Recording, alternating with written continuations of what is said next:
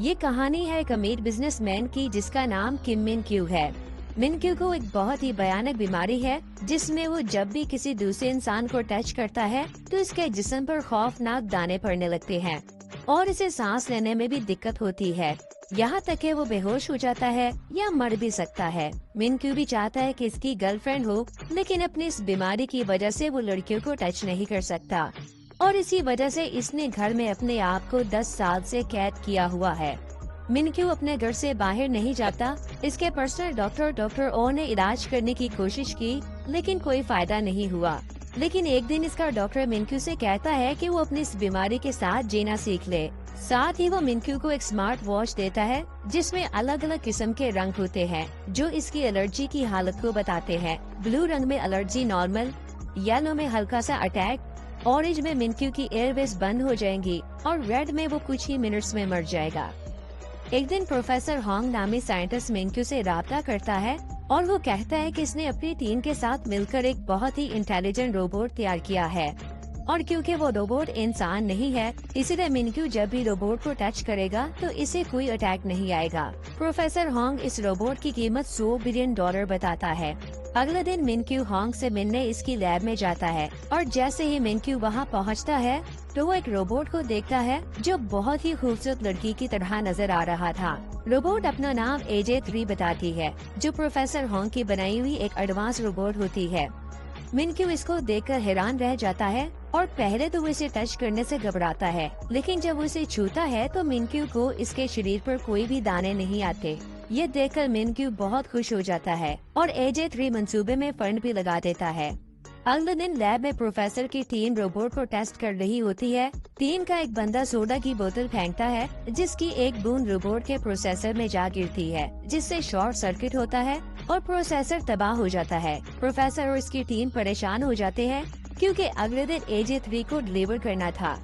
अब रोबोट को रिपेयर करने में बहुत सारे दिन लग जाएंगे और इससे इनकी डील कैंसिल भी हो सकती है। इसीलिए प्रोफेसर होंग एक प्लान बनाता है। इसे याद आता है कि इसकी एक्स गर्लफ्रेंड जिया, जो कि रोबोट AJ3 की प्रोटोटाइप है, इसे मिन क्यू को रोबोट बनाकर भेजने का सोचता है। अगले दिन होंग जिया से मिलने जाता है। प्रोफेसर होंग जिया को कहता है कि अगर वो एक दिन के लिए AJ3 बने तो वो इसे 10 मिलियन देगा। यहाँ हमें पता चलता है कि जिया बहुत गरीब है और इसे पैसों की जरूरत है, इसीलिए वो इस ऑफर को एक्सेप्ट कर लेती है। प्रोफेसर अगले दिन जिया को लैब में ले जाता है और इसे रोबोट दिखाता है। इसके बाद सब मिलकर इसे सिखाते हैं कि AJ3 किस तरह से काम करता है और जिया को रोबोट जैसे सेम कपड़े पहनाते हैं। इसके सर पर विग और आंखों में लेंस लगाते हैं जो कैमरे की तरह काम करते हैं। प्रोफेसर और इसकी टीम कैमरे की मदद से जिया को मॉनिटर करेंगे। अब जिया को सब समझाने के बाद एक लॉकर में बंद करके मिन क्यू के घर में लाया जाता है। मिन क्यू जैसे ही इसे लॉकर से खोलता है तो जिया इसे देखकर डर जाती है। यहाँ हमें पता चलता है कि कुछ दिन पहले जिया फूड की डिलीवरी देने मिन क्यू के पास जाती है और मिन क्यू को फूड की क्वालिटी पसंद नहीं आती, जिस पर मिन क्यू जिया को पेमेंट करने से इनकार कर देता है। इसीलिए जिया इससे लड़ने लगती है, लेकिन मिन क्यू इससे फिजिकल कांटेक्ट से बचने की कोशिश करता है और इसे दूर फेंककर वहाँ से निकल जाता है। अब क्योंकि जिया इसे देखकर डर गई थी, इसीलिए मिन क्यू प्रोफेसर को कॉल करता है और इसे पूछता है कि ये सब क्या हो रहा है। ये सुनकर प्रोफेसर होंग एक कहानी बनाता है और कहता है कि AJ3 के 2 मूड है, ऑपरेशनल और फ्रेंड मूड। ऑपरेशनल मूड में वो प्रोफेशनली काम करती है, जबकि फ्रेंड मूड में वो एक इंसान की तरह काम करती है। रोबोट अब फ्रेंड मूड में है, लेकिन इसे एक बटन दबाकर ऑपरेशनल मूड में बदला जा सकता है। मिन क्यू प्रोफेसर की बात मान लेता है और रोबोट की गर्दन के पीछे बटन दबा देता है। जिया के रीसेट होने के बाद मिन क्यू इस रोबोट का इंटेलिजेंस टेस्ट लेता है। इसी वक्त लैब की बिजली चली जाती है, जिसकी वजह से जिया का प्रोफेसर से राब्ता खत्म हो जाता है। अब इसे अपने आप से ही मिन क्यू को मैनेज करना होगा। सबसे पहले मिन क्यू जिया को एक बॉक्स 3 मिनट के अंदर खोलने के लिए कहता है, जिसका पासवर्ड मैथ के हिसाब से मालूम होना था। जिया को मैथ बिल्कुल भी नहीं आती थी, इसलिए वो डब्बे को तोड़कर खोल देती है, जिससे मिन क्यू बहुत हैरान हो जाता है। दूसरे टेस्ट में मिन क्यू इसे 10 सेकंड के अंदर अंडे को छीलने का कहता है। जिया पहले एक रेस्टोरेंट में काम करती थी, इसीलिए वो आसानी से ये कर लेती है। मिन क्यू इसे बहुत खुश हो जाता है, इसीलिए वो रोबोट के होशियार होने की तारीफ करता है।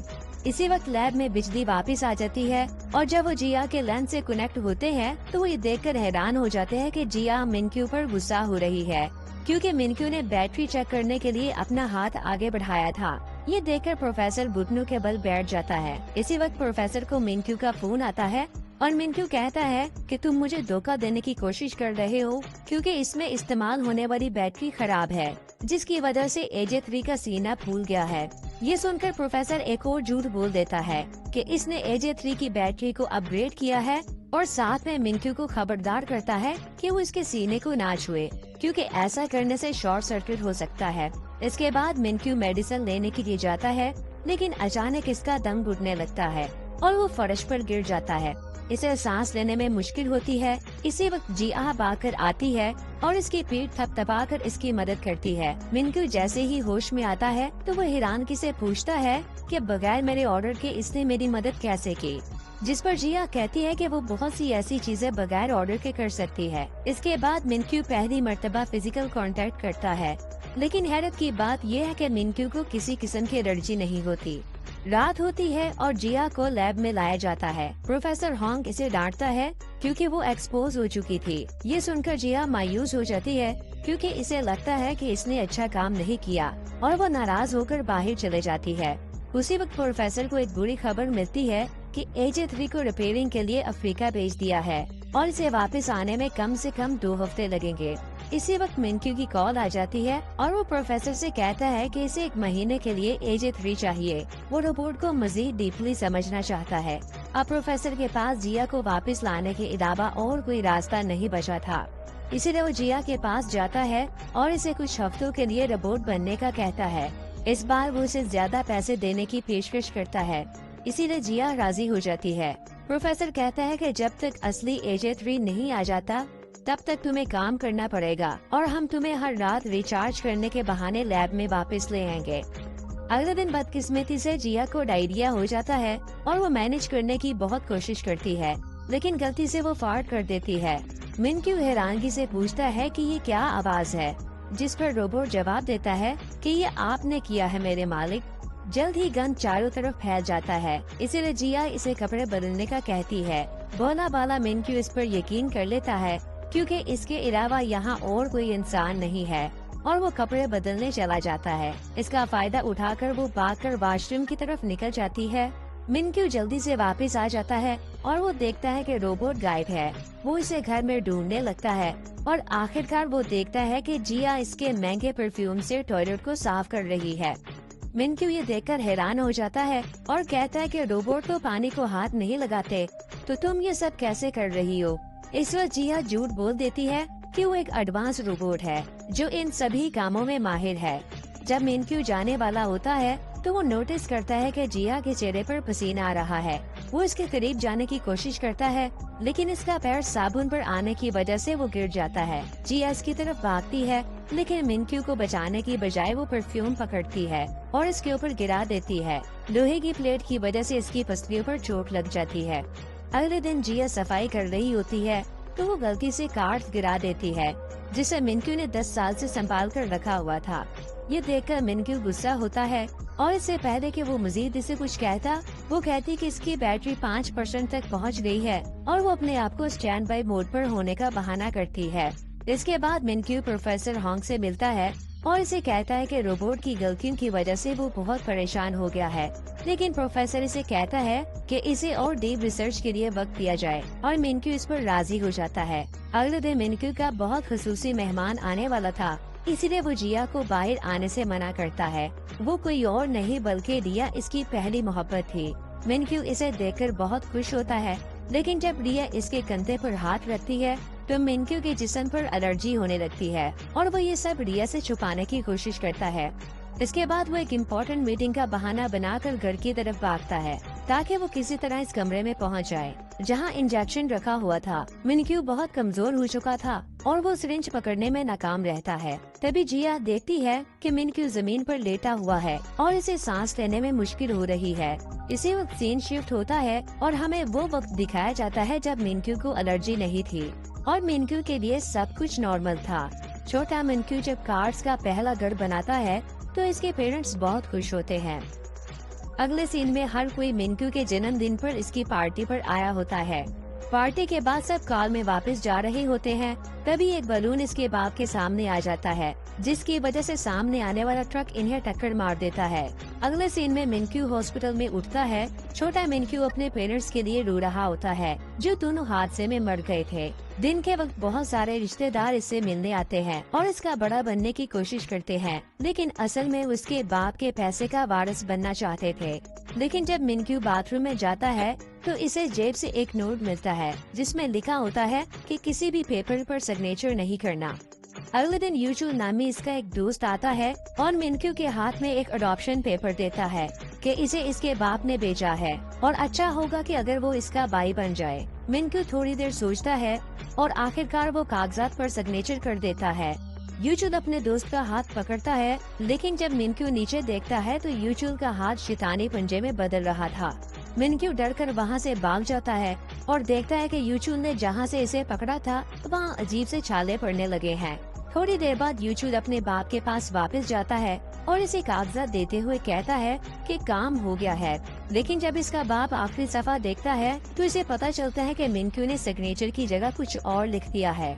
इसके बाद छोटा मिनक्यू एक खाली हवेली में जाता है और इस दिन के बाद वो दूसरे इंसानों से दूर रहता है, क्योंकि हर कोई इसकी प्रॉपर्टी हड़प करना चाहता था और वो दूसरे इंसानों को नाले का कीड़ा समझने लगा था, जिसकी वजह से इसे एलर्जी होने लगी थी।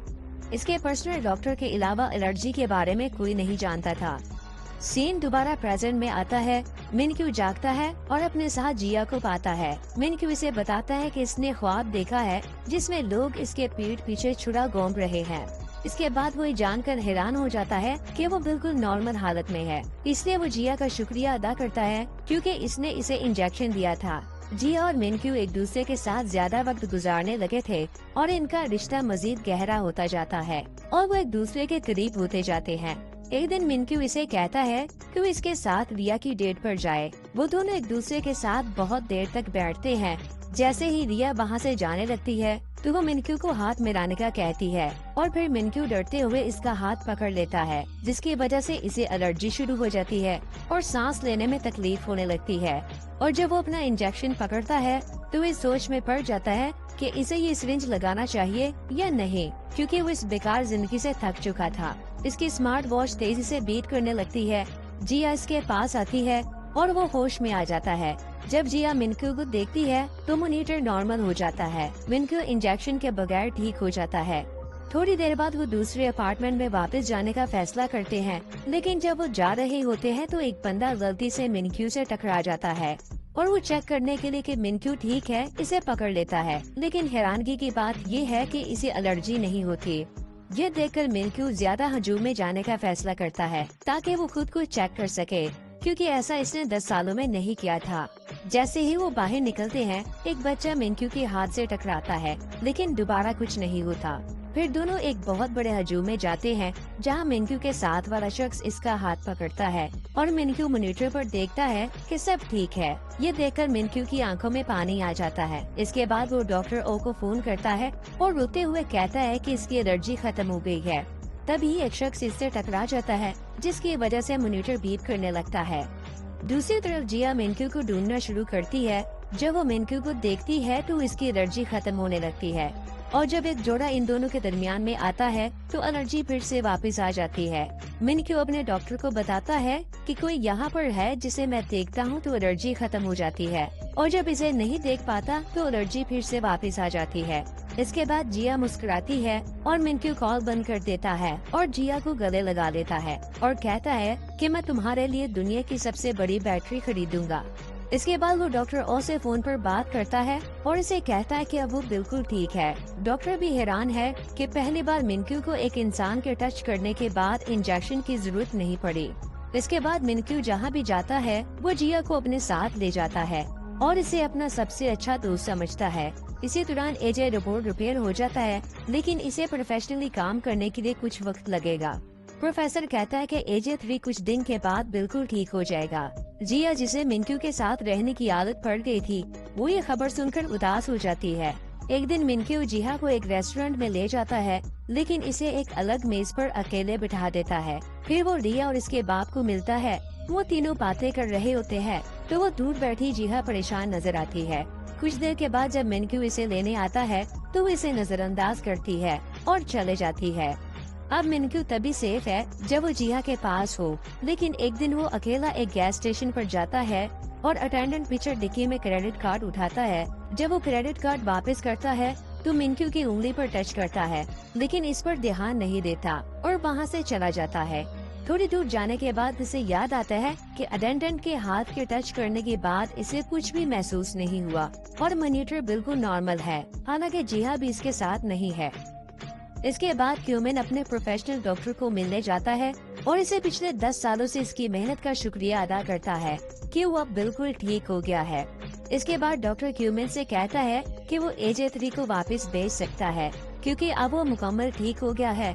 अगले दिन क्यूमिन प्रोफेसर के पास जाता है और कहता है कि वो रोबोट से मोहब्बत करता है। प्रोफेसर कहता है कि वो एक रोबोट के बारे में बात कर रहा है जो पहले से प्रोग्राम किया गया था। ये सुनकर मिनक्यू कहता है कि वो पागल हो रहा है और प्रोफेसर से इसका हल पूछता है। अगले दिन प्रोफेसर मिनक्यू के पास आता है और इसे कहता है कि एक रास्ता है, अगर वो AJ3 को रीसेट कर दे, इसी तरह वो सब कुछ भूल जाएगी और तुम अपनी जिंदगी में आगे बढ़ सकोगे। मिनक्यू उदास हो जाता है, लेकिन वो जानता है कि अब यही रास्ता बचा है। इसके बाद जिहा भी ये खबर सुनती है और वो भी परेशान हो जाती है। जिहा आखिरी बार AJ3 के कपड़े पहनती है। अगले सीन में हम देखते हैं कि जिहा मिनक्यू के सामने खड़ी है और बर्फबारी हो रही है और मिनक्यू इसे आखिरी बार सैर के लिए ले जाता है और वापस हवेली में ले आता है। आखिरकार वो एक दूसरे का सामना करते हैं। मिनक्यू इसका शुक्रिया अदा करता है। ये सुनकर जिहा की आंखों में आंसू आ जाते हैं। इसके बाद मिनक्यू जिहा के पास जाता है और इसे अपनी माँ का हार निकालकर जिहा के गले में डाल देता है। इसके बाद वो इसे गले लगाता है और मिनक्यू रीसेट का बटन दबा देता है। लैब में असली AJ3 रिपोर्ट करता है कि मिनक्यू का फोल्डर डिलीट कर दिया गया है।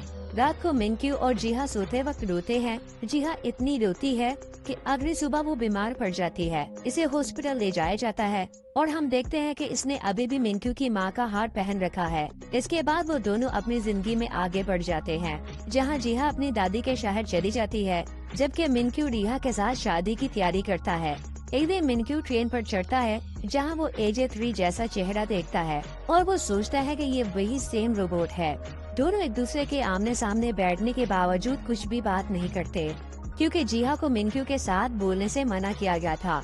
लेकिन मिनक्यू को शक होता है कि ये वही रोबोट है, इसीलिए वो प्रोफेसर को फोन करता है और कहता है कि इसने AJ3 जैसा चेहरा देखा है, जिस पर प्रोफेसर कहता है कि इसने रोबोट को किसी ऐसे शख्स पर बनाया था जो इसका जानने वाला था। मिनक्यू कहता है कि क्या वो इससे बात कर सकता है, जिस पर प्रोफेसर इसे मना करता है। प्रोफेसर के मना करने के बावजूद भी ये इसका पीछा करता है और इसके साथ बात करने का कहता है, जिस पर जिहा मसरूफ होने का बहाना करती है।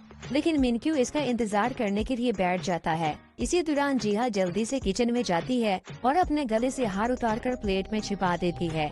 बहुत सारा टाइम गुजर जाता है, लेकिन मिनक्यू अभी भी वहाँ पर बैठा होता है, जिसकी वजह से जिहा इससे बात करने पर मजबूर हो जाती है और वो इसे बताती है कि इसने 4 साल पहले डॉक्टर होंग से पैसे लिए थे और तुम्हारे सामने रोबोट होने का नाटक किया था। मिनक्यू इससे मजीद पूछने की कोशिश करता है, लेकिन जिहा इसे कहती है कि वो यहाँ से चला जाए, वरना वो पुलिस को कॉल करेगी। मिनक्यू चालाकी से इसकी दादी से पूछता है कि क्या इसके पास रहने के लिए कमरा है, जिस पर वो औरत हाँ कह देती है और इसे रात को यहीं पर रहने देती है। अगले कुछ दिनों तक वो दादी के साथ अच्छे ताल्लुक बना लेता है, साथ ही जिहा की तवज्जो भी हासिल कर लेता है और इसे अपने साथ गुजारे वक्त की याद दिलाता है। एक दिन मिनक्यू रेस्टोरेंट पर जाता है और इसे पता चलता है कि जिहा यहाँ से जा चुकी है, इसीलिए वो यहाँ इसे हर जगह ढूंढने लगता है। आखिरकार वो इसे ढूंढ लेता है और इसे देखकर जिहा जल्दी से नेकलेस को छुपा लेती है, लेकिन वो नेकलेस देख लेता है। ये जानकर के इसके साथ धोखा हुआ है, इसे बहुत बुरा फील होता है, लेकिन इससे पहले कि वो इसे कुछ कहता, इसकी एनर्जी दोबारा से जाहिर होने लग जाती है और मॉनिटर डेड पर पहुंच जाता है, जो पहले कभी ऐसा नहीं हुआ था। आखिरी सीन में वो जमीन पर गिर जाता है और इसके बचने के इम्कान बहुत कम होते हैं। यहाँ पर ये दिलचस्प मूवी खत्म हो जाती है। अगर आप इसका दूसरा पार्ट देखना चाहते हैं तो कमेंट में हमें जरूर बताइएगा और चैनल को सब्सक्राइब कर दीजिए। तब तक के लिए अलविदा।